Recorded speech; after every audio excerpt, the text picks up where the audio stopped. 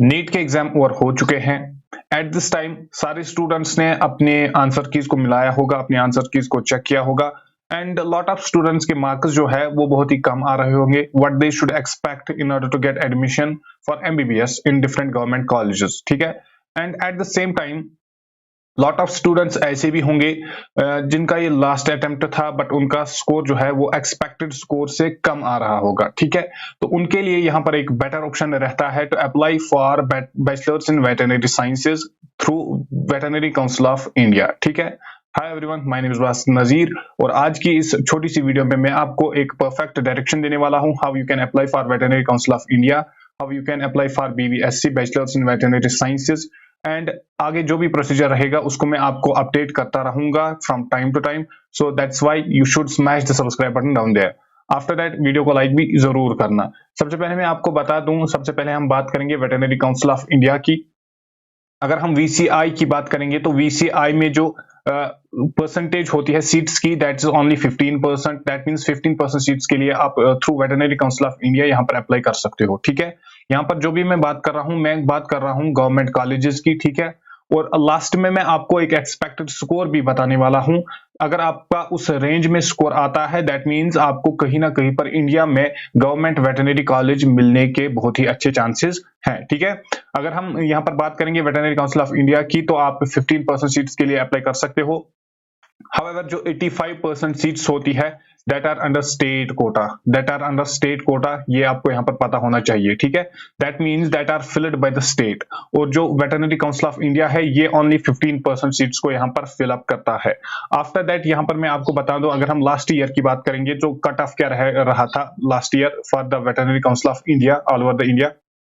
यहाँ पर मैं, अगर आप जनरल कैटेगरी से हो तो for general category it was 79,118। ये क्लोजिंग, ये बेसिकली रैंक्स मैंने यहाँ पर किया है, ठीक है। ये क्लोजिंग रैंक थी। दैट मींस अगर आप फर्स्ट राउंड में अगर आपकी रैंक इस वाले रेंज में लाई कर रही थी तो आपको कॉलेज आसानी से मिल सकता था। इसी तरीके से अगर ओबीसी की बात करेंगे तो 84,011 ये क्लोजिंग रैंक थी। अगर ईडब्ल्यूएस की बात करोगे तो 82,366 यहाँ पर क्लोजिंग रैंक थी। आफ्टर दैट अगर आप एससी की बात करोगे तो 177,187 ये यहाँ पर क्लोजिंग रैंक थी फॉर एससी कैटेगरी।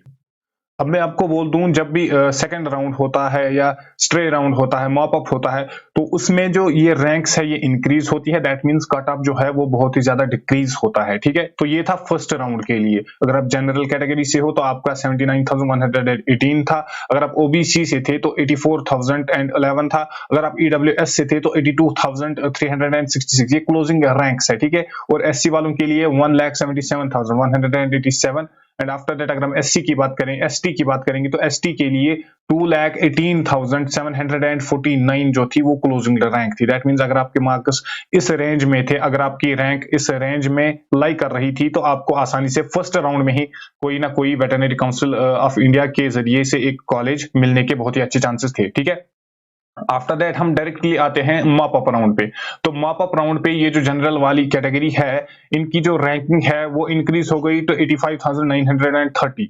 तो 85,930 this is for general category. That means अगर मॉप अप राउंड तक आपने काउंसलिंग की एक राइट डायरेक्शन में, तो अगर आपके रैंक थी वो 85,000 के अंडर लाई कर रही थी। बेसिकली ये 86,000 है, ठीक है। अगर आपकी रैंक जो थी वो 86,000 के अंडर लाई कर रही थी तो आपको आसानी से कॉलेज मिल सकता था मॉप अप राउंड तक।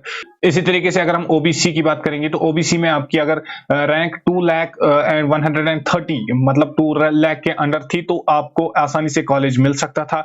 ईडब्ल्यूएस की बात करेंगे तो ईडब्ल्यूएस में आपको कॉलेज 88790 रैंक पे मिल सकता था। एससी में 245,397 इस रैंक पे आपको कॉलेज आसानी से मिल सकता था। इसी तरीके से अगर हम एसटी की बात करेंगे तो एसटी में आपको 289 तक रैंक तक कॉलेज आसानी से मिल सकता था। अब यहाँ पर बहुत सारे स्टूडेंट्स को काउंसलिंग के बारे में पता नहीं होता है, तो काउंसलिंग के अपडेट्स जो भी आएंगे, जो भी इंपॉर्टेंट अपडेट्स होंगे वो मैं आपको गाइड करूंगा टाइम टू टाइम। मैं आपको अपडेट्स देता रहूंगा। That's why you should smash the subscribe button down there so that you may never miss an update regarding your veterinary council of India counselling, ठीक है। इसके बाद अगर हम एक्सपेक्टेड कट ऑफ की बात करेंगे, दिस इज फॉर 2023। यहाँ पर मैंने मार्क्स को एनालाइज थोड़ा सा किया है। तो यहाँ पर मैंने आपको रैंकिंग नहीं बताई है, मैंने यहाँ पर आपको डायरेक्टली मार्क्स बताए हैं। तो अगर आप जनरल कैटेगरी से बिलोंग करते हो और एंड आपके मार्क्स 510 के आसपास है, तो दैट मीन्स आप अपने आप को सेफ स्कोर में मान सकते हो, सेफ जोन में मान सकते हो। दैट मीन्स आपका स्कोर जो है दैट इज सेफ, ठीक है।